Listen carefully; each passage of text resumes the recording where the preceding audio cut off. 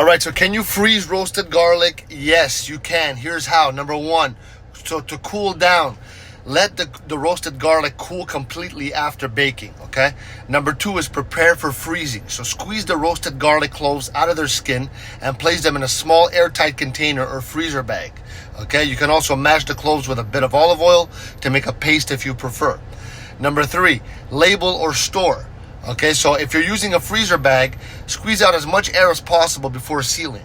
Okay, label the container or bag with the date. Number four is to freeze. Place the container or the bag in the freezer. Roasted garlic can be stored for up to 6 months. When you're ready to use it, you can thaw the garlic in the refrigerator or add it directly to your dish while cooking.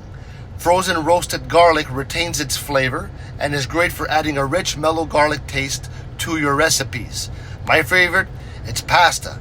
You know, I put the garlic with the olive oil, I boil it up, and then I threw in the pasta, salt, pepper, and then I add the basil. Best pasta ever. Don't overcomplicate it.